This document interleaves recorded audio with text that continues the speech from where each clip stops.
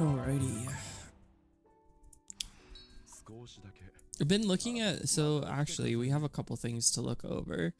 I know that they dropped some news for the new patches that are going to be coming up, or like a balance preview. Um, let's go through it just because I want to talk about some things.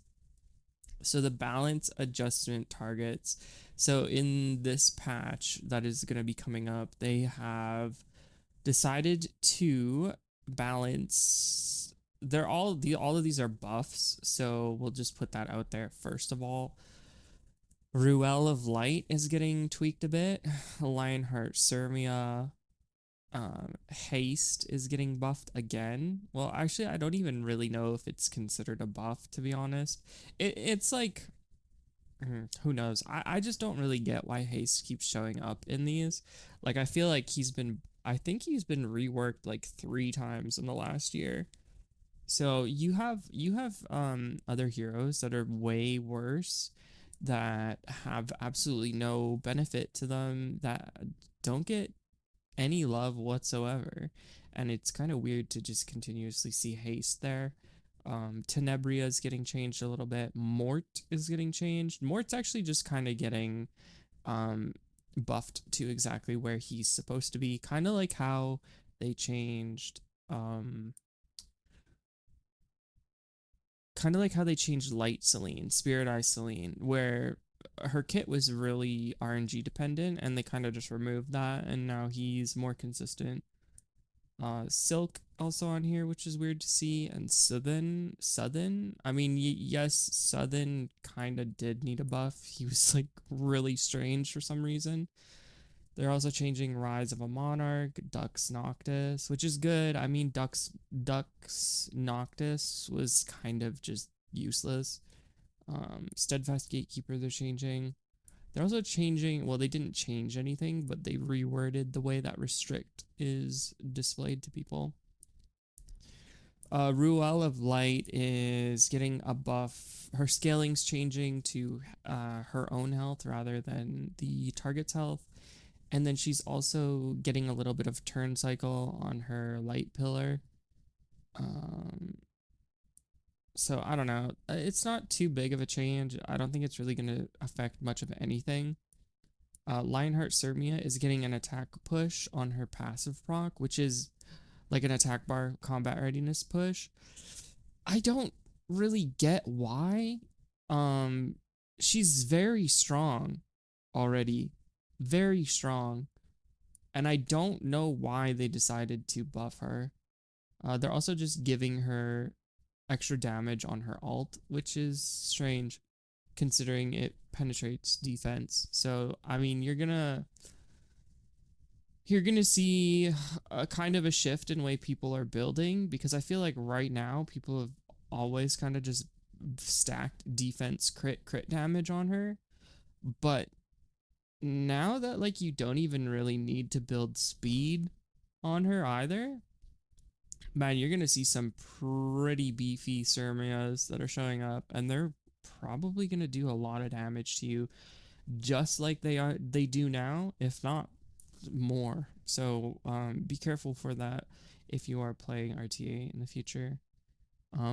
Haste changes are kind of weird. He had like a chance to steal a buff on his basic attack, I think, and they changed it to a 50% chance to decrease defense for 2 turns. Not really sure why they did that. Doesn't really make sense to me. I'm assuming it's just to make him more consistent in something like PvE. I don't know. I don't really see the point in changing it. And not only changing it, like reducing the chance that it procs. So I don't know. I don't really get it. They're also just removing a cooldown turn on his ultimate, I think, his skill 3. Um, Changing a bit of his exclusive equipment too, just to compensate for the changes that they made. Uh, Tenebria now has a restrict on her skill 2, I think. I don't think this is her skill 3. I think it's her skill 2. Um, they're also reducing the cooldown on her nightmare, which is going to be weird because now you're going to open with nightmare. It's going to have a 3 turn cooldown. You're going to use the follow up, and then so she's only going to need to use her auto attack 1 time before she turn cycles into another nightmare. So kind of weird. It's a buff for sure. Uh, Yeah, I don't know. I don't. She provides a lot of debuffs. So she has like the defense break, she has sleep, she increases her attack, she now reduces speed and restricts, and reduces combat readiness. On all of this is AoE, mind you. Plus, she's getting her skill 3 back sooner. Um, I don't know. I don't know if she's going to fall into the meta in PvP. I don't think it's slow enough to let a Tenebria exist in that space, but who knows? She's gonna be very good for like probably just Golem or whatever the heck you want to call it, the green dungeon. Mort is once again just he's having that 50% chance that was built into his kit become 100% chance.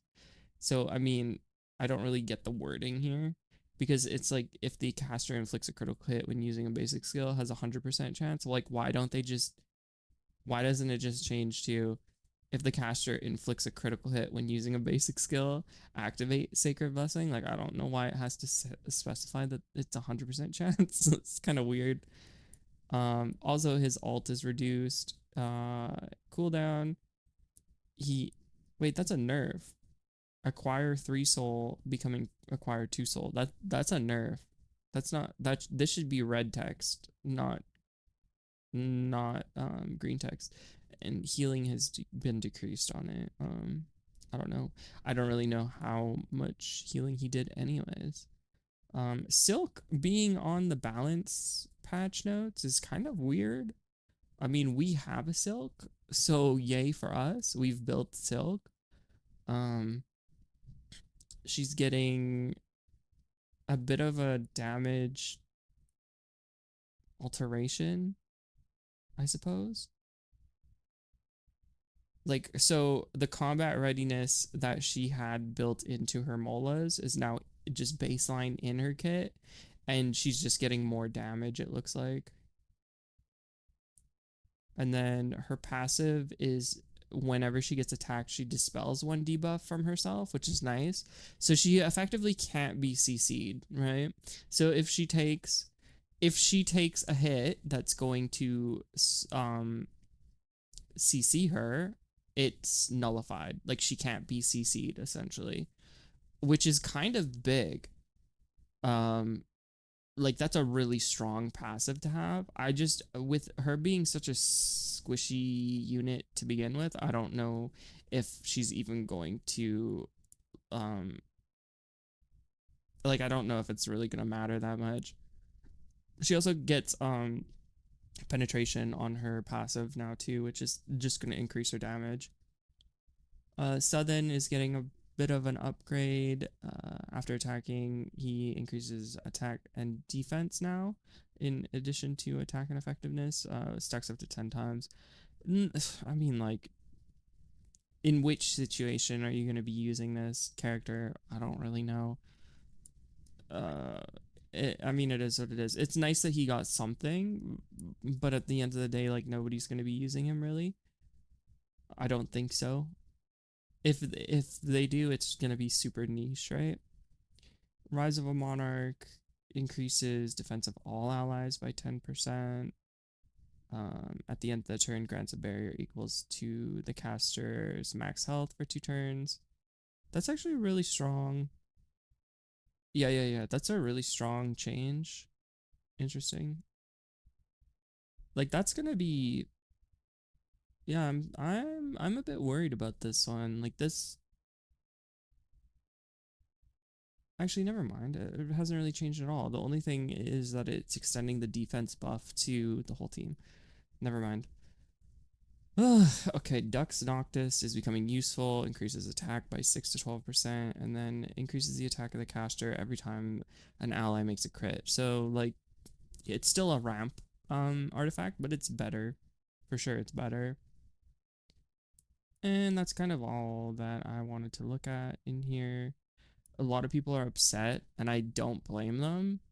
This balance patch has got to be the laziest shit like I've ever seen. Holy crap, you guys really prioritized to balance an ML5 Lionheart Cermia instead of ML Haste or ML Charon. I mean, I totally agree with that. I don't know why Lionheart Cermia is getting buffed. She's already strong. She's already present in the meta. She has her role. She does really well at it. I don't really get why they're buffing her. It doesn't make sense. There's a lot of other things they could have focused their time on rather than her. But yeah, that was just a little recap of the upcoming balance patch. I hope you guys enjoyed it.